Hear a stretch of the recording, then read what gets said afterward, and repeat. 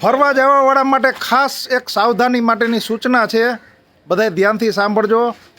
આપણા રાજકોટના જ એક ગ્રુપ નીકળ્યું હતું, પરેશભાઈ કરીને છે, એનું આખું અર્બનિયા ભરેલું આખું ગ્રુપ હતું. અને મહારાષ્ટ્રમાંથી નીકળ્યું, સોલાપુર પાસે બીડ ઘાટી આવે છે, એ બીડ ઘાટી પાસેથી એની અર્બનિયા જતી હતી. અર્બનિયાની ઉપર 12 સુટકેસ બાંધેલી હતી, એને તાલપત્રી અને દોરીથી બાંધેલી હતી. એ ચાલુ ગાડી 100ની સ્પીડ હતી. એ ચાલુ ગાડીમાંથી ખબર ન પડી એવી રીતે આ લૂંટારા છે એ ઉપર ચડી અને બધી સૂટકેસો એને ખાલી કરી નાખી. બધી સૂટકેસો ઉપરથી છોડી અને નીચે પાડી અને લઈ લીધી.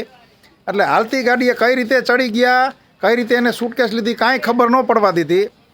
એટલે હજી આ છે ને જૂનવાણી જે બનાવ બનતા ને એવા હજી એ ચાલુ છે મહારાષ્ટ્રના બીડ ઘાટી વિસ્તારની આસપાસ, સોલાપુર આસપાસ વિસ્તારમાં.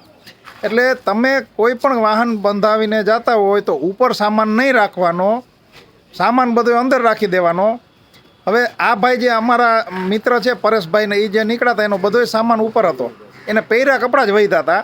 એને પોલીસને કમ્પ્લેન કરી તો પોલીસે એને સપોર્ટ કર્યો.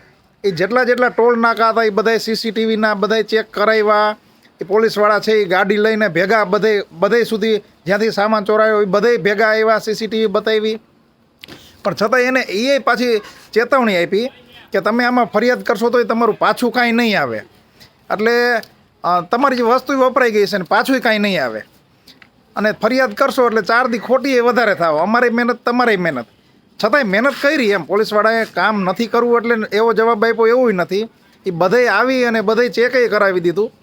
અને પછી એને હકીકત એ કીધી કે આ ગામ એવું છે, આ વિસ્તારનું એક ગામનું નામ બોલ્યા કે એમાં અમારે પોલીસવાળાને જવું હોય તો આખું ટોળામાં જવું પડે છે અને કાંઈ વસ્તુ તમારી પાછી નહીં આવે, તમારો વધારાનો ટાઈમ બગડશે. એટલે આવા વિસ્તારમાં નીકળતા પહેલાં અથવા તો કોઈ પણ વસ્તુ કોઈ પણ જગ્યાએ જતા પહેલાં આપણો સામાન છે ને ઉપરને બદલે નીચે લઈ લેવો વધારે સારો. 2 સીટ ભલે ઓછી મળે પણ સામાન બધો નીચે રાખવો, તો એક ચોરને લૂંટારાથી સાવધાન થઈ જાવ, સાવધાની મળે અને સામાનની સેફટી મળે. હા, અને પોલીસવાળાએ બીજું એક કીધું કે આ તો તમને સામાન છે ને એટલો જ લૂંટો છે, તમે નસીબદાર છો. ઘણી વખત તો તમને ગાડી બસ ઊભી રખાવી અને તમારી પાસે વસ્તુ હોય એ લૂંટે, મારામારી કરે. બરાબર, તમે નસીબદાર કે તમારો ખાલી સામાન જ ગયો.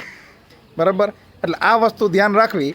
અને એ અમે કેરેલાના અમારા ઓપરેટર, ટૂર ઓપરેટરને વાત કરી સાજીભાઈને, તો એને કીધું કે ભાઈ અમુક સાઉથના એવા વિસ્તાર છે કે મદુરાઈથી અમુક જે જંગલ વિસ્તાર છે ને એમાં રાત્રે નહીં હાલવાનું. અને જો તમે હાલો તો લૂંટે કરે અથવા તમને એક ખોટું એક્સિડન્ટ ક્રિએટ કરે.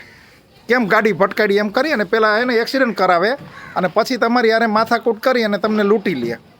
એટલે આવા હજી એ માણસો પડ્યા છે. આ તમારે ફરવા જવાવાળા હવે ધ્યાનમાં રાખવાની જરૂર છે. એટલે ગાડી અજાણ્યા માણસ માટે રોકવી નહીં અને સામાન છે એ ઉપર રાખવો નહીં. બરાબર, એના સિવાય કંઈ અપડેટ હશે તો તમને જાણ કરશું.